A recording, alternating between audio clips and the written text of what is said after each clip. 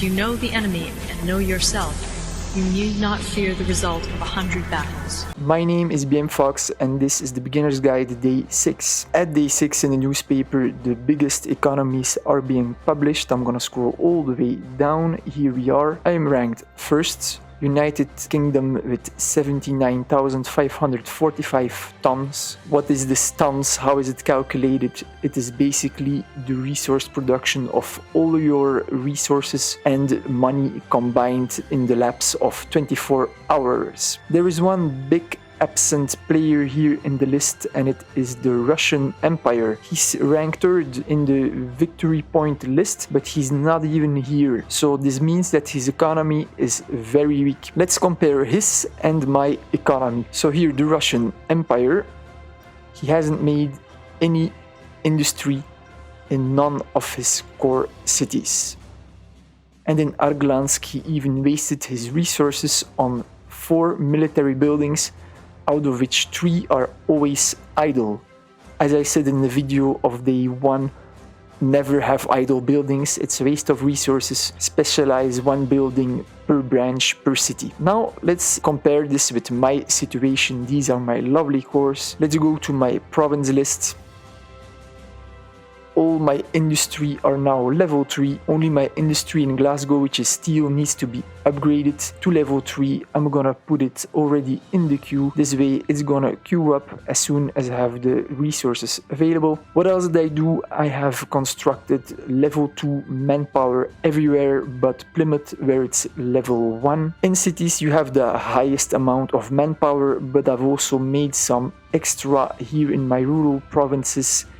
In Portsmouth level 2 and also in Northampton level 2, they make 900 manpower, which is good. In my capital I have 1,200 manpower. So I am very strong here, both on industry and on manpower. I have plenty of resources which I have used to upgrade my units.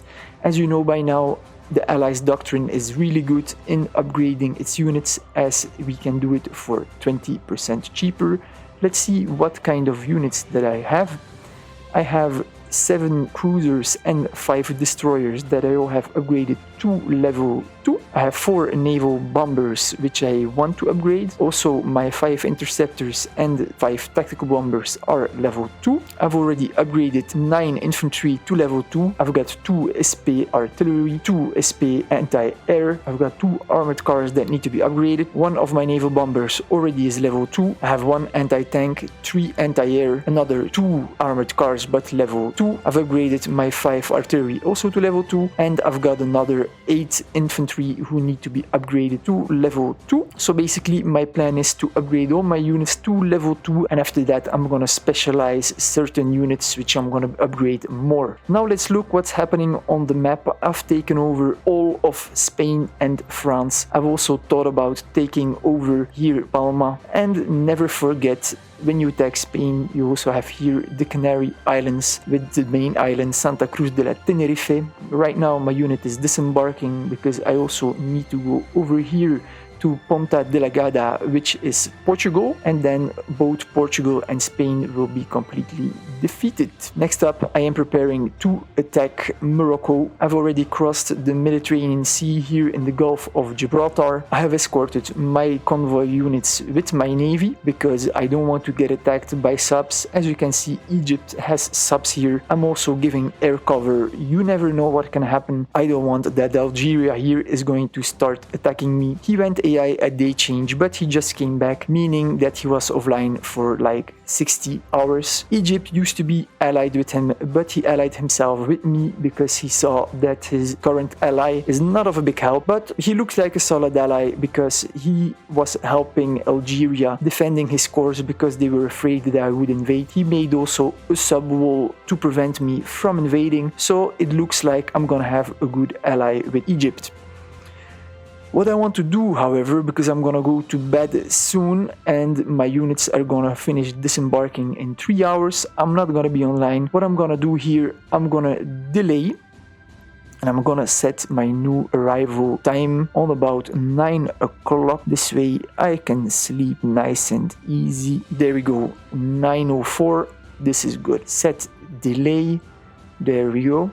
I have already given trade embargo to Algeria, so tomorrow morning I'm gonna declare war and then all hell is gonna break loose. As my supply lines have become long, I have built an air factory of level 2 here in Madrid.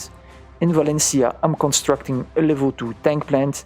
I've made a naval base level 1 which I want to upgrade to level 2 as well, and in Sevilla I am making a level 2 ordnance foundry. I finally started to produce anti-tank. I really feel naked without them. I have realized that I have one weakness, which is I don't have a lot of anti-armored units. I only have 2 tank destroyers, 2 SP artillery, and now 1 anti-tank here that has finished production, so I need to step it up a bit, as players tend to have traditionally a lot of armor. I could be on the disadvantage here. On day 6 you get also access to new research. You can see here the column day 6. Same goes for the ordnance branch, where all level 3 units can be unlocked. Same for the tank branch, level 3 units. Air as well, navy 2, and secret. I'm not using secret. Anyway, as you can see, I'm not doing this. I haven't upgraded anything above level 2. Why not? I don't have the resources to upgrade these units, and if I research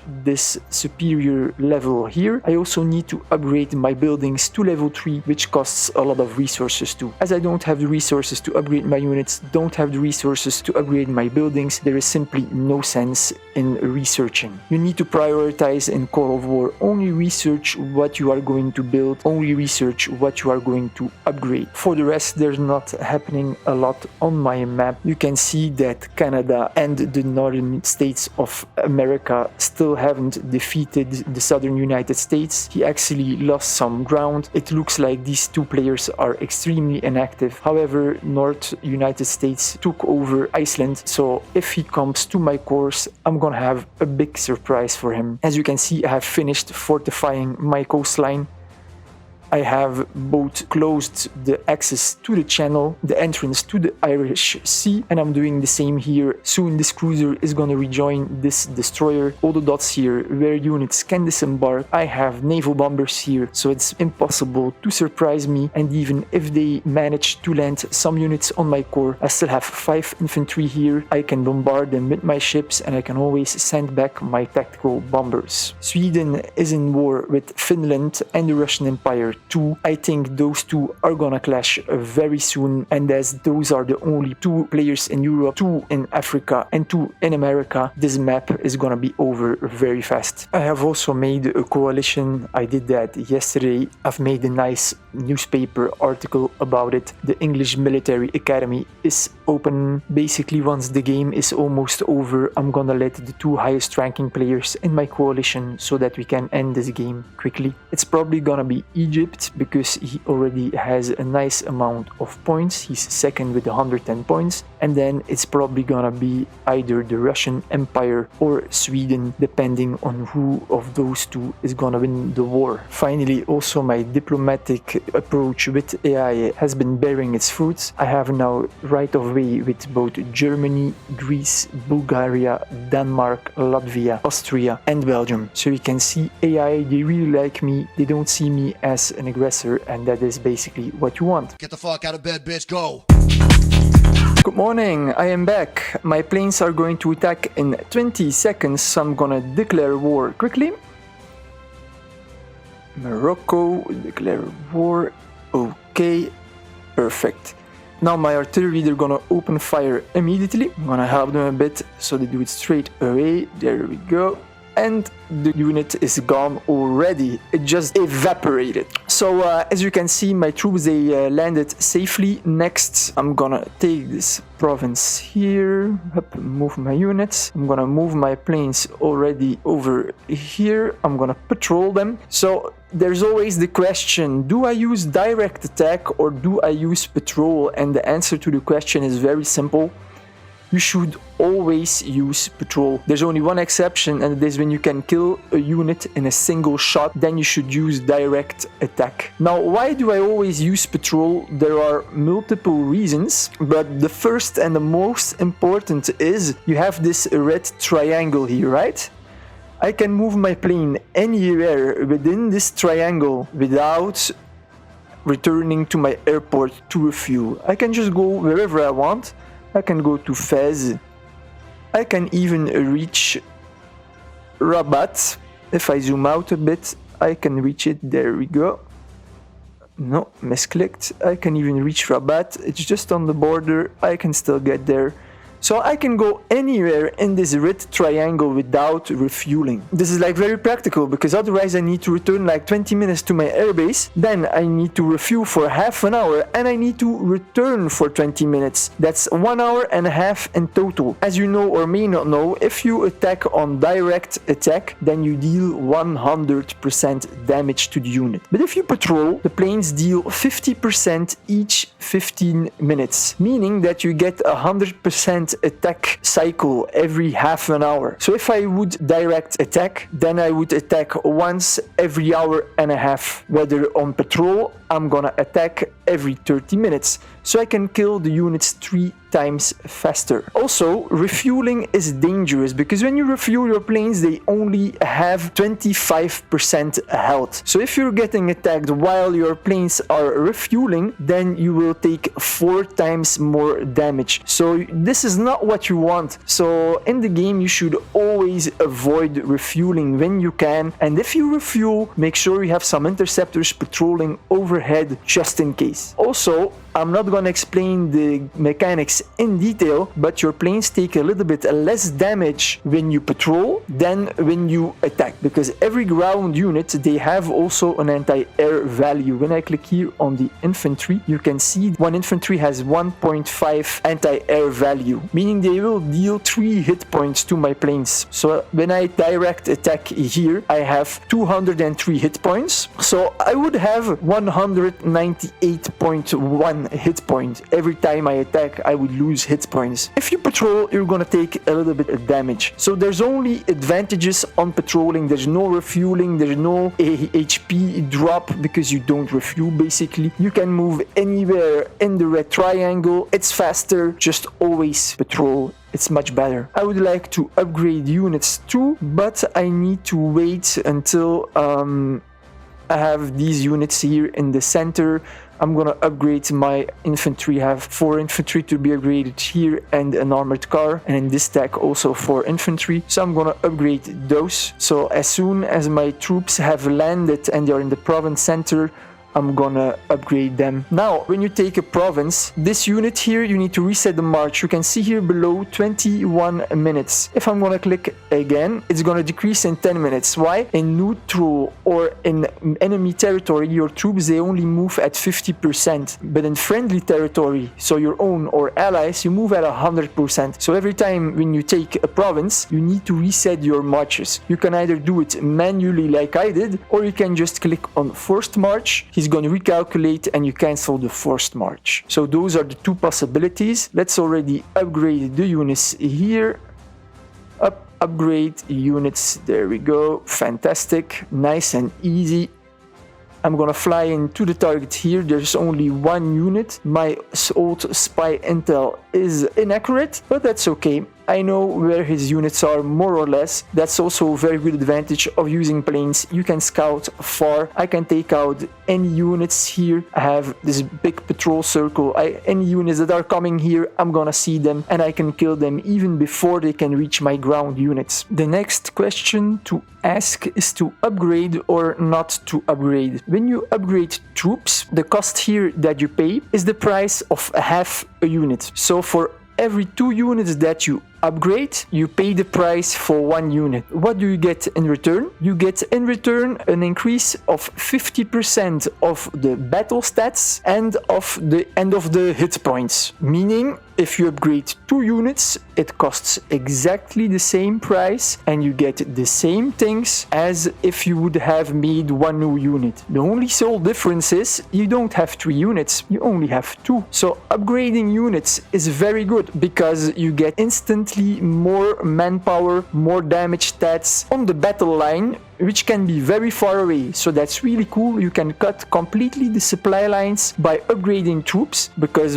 for me, for example, it would take me 2 days to bring a produced unit from the United Kingdom to Morocco. If I upgrade, I receive this instantly, which is amazing. But I don't get the superior numbers. Sometimes it's also good to have just a bunch of level 1 units and have the superior numbers so that you can overwhelm your enemy. So upgrading is good, sticking with low level units and making a very big army is also a good tactic. I would only recommend the further you get away from your supply lines, the more you should start upgrading your units instead. As predicted, the 3 infantry have been killed on impact. So let's go to Udaja now. I'm gonna split up. I'm gonna send only 1 armored unit, which is very fast. Up, armored car, let's go. The other units, we're gonna send them over here. Perfect. And this way my artillery can finally join up with 3 anti-tank units.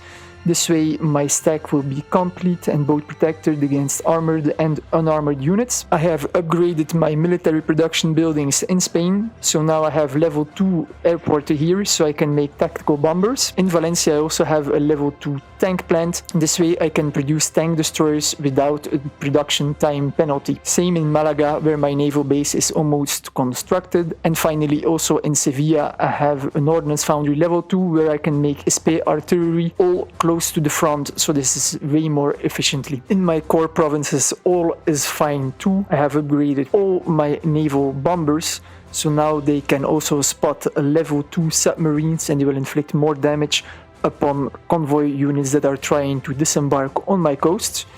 The only thing I would like to do is make here somewhere put a couple of ships as well to prevent any invasion here up in the north. So that's what I'm going to do now. In Plymouth, I'm already producing a destroyer. I'm gonna put in queue a cruiser. There we go. This is gonna be next in queue as soon as I have the manpower to produce it. And I'm also gonna put a rally point to the north. I'm gonna put it here. There we go. You can see the red flag. It means now that as soon as my destroyer and cruiser are going to be produced, they will go automatically to the designed rally point. This is a very useful high command option, as is also the fire settings for artillery. I can show you this here. My artillery, they are set on offensive fire control. This means that they're gonna start bombarding enemy armies in range even if the execution of other orders has been referred. So basically, when I'm moving my artillery here and it meets an enemy unit somewhere, it's gonna stop marching, open fire until it's dead, and it's gonna continue. This permits me also to move my artillery safely closer to the enemy lines without risking a counter attack or losing my artillery even when I am sleeping. I can also give aggressive fire control settings to my artillery, but then they will also open fire on neutral countries and not only on enemy countries like with offensive. With aggressive fire settings you need to be careful, because that means if another unit of another player is gonna come in range, they're gonna attack it automatically and you're gonna end up in war. The same counts for AI units. You should always give right of way to AI units. This way, if you have your artillery or your navy set on aggressive fire settings, you will not end up at war because they won't open fire.